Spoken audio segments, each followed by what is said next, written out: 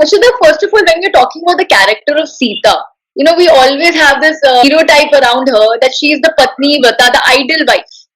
And we look at her as somebody who's sacrificing all her life. She sacrificed this comfort of her palace, goes out in the forest, and then she was kidnapped. And just because people were not able to accept her, she was made to let go, and she goes to the forest. So she's the ideal wife, she's the ideal queen. She's doing everything to please everybody around her. So this is the Right. character of the understanding of the character we have. But there's another part of Sita which we don't talk about. Though in Ramayana, there is a lot of emphasis on Rama as a god and reincarnation of God Vishnu, the greatness and sacrifice of Sita cannot be undermined. No other character till date is able to weave such a strong sense of individuality around her and has set such an extraordinary trail that even today she is a subject of generational curiosity and research. So let's discuss Sita on an outer frame considering the SWOT analysis. So Yes. that would be strength, weakness, opportunity, and threat. In royal palaces filled with comfort and luxury, Sita decided to join Rama on the 12-year exile period. This was her own personal decision.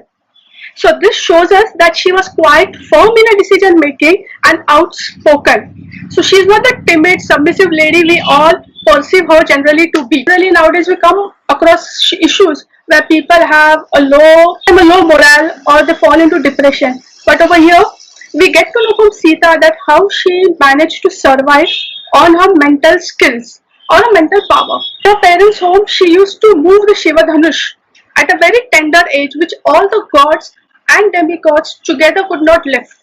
Even when Ram and Lakshmana in the exile used to go out for visiting Rishi Munis or hunting, she used to be alone in her home. And this character can never be classified as a weak person or as someone who is a dependent person. And even if you come to speak about Sita, she was a very intelligent woman. Like most of the traditional board games were invented by Sita when she was held as a captive in Ashok Vatika by Ravana. Now it really takes a genius not only to invent a game that is played alone by the person, but the entire society plays it.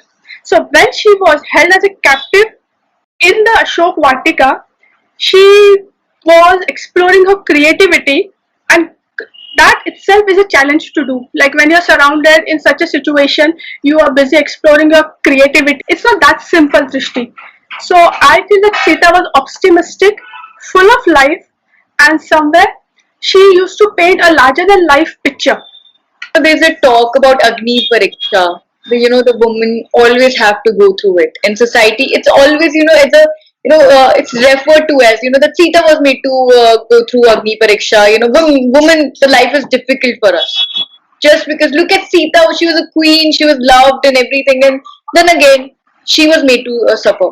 Then you see her, we put her a character in a box where, she's somebody who was always tested, though she Correct. was all these things, but she was tested. So what is it that you think was different with her than what we refer to today? The one thing that was constant in Ramayana is Sita's commitment to life and her dharma. Even when her purity is put to test, she moved forward to prove herself instead of cribbing or like accusing anyone about it. So generally, if we just go back a little, how this Agni Pariksha started, it was because she was held as a captive by Ravana in Ashok Vatika. But generally, Ramayana depicts Sita as a subject of captivity, someone who is imprisoned and looking up to someone to rescue her or Rama to rescue her. But Sita, even though she was held as a captive by Ravana, she never surrendered to him.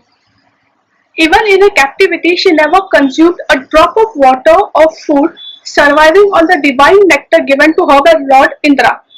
When Queen Mandodari used to send her blankets, garments, jewelry, she refused everything. She continued to be dressed in the divine garments that kept her ever fresh and clean.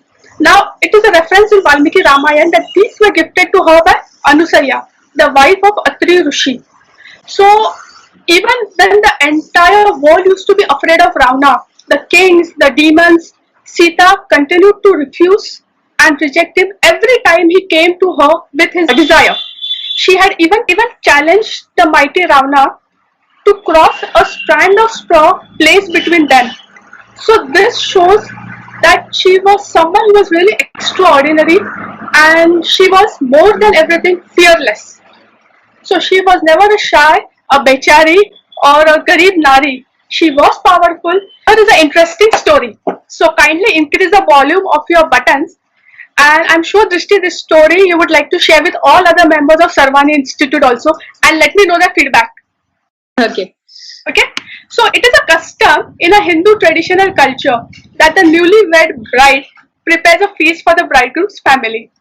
In India, such traditions and customs have been a part of our life and society, and these were even followed in royal palaces. So even the king or the queen cannot escape the dharma or the tag of cultures. So accordingly, Sita had prepared a delicious feast for all the members of the royal family, and she was confident that everyone would relish her prepared dishes. As we all know, Sita was really a very expert cook, and she was just like waiting to serve it to a family member and get the appreciation. She held a bowl of deliciously prepared rice kheer in the cup of her hands and was bringing it to her father-in-law, King Dashrath. Now, King Dashrath was the head of the family, and Sita wanted to make that impression to her father-in-law. Suddenly, a strong wind blew, and a twig of grass fell in the bowl of kheer. This incident made Sita very angry because she had prepared the food with all love and care. She looked at the twig.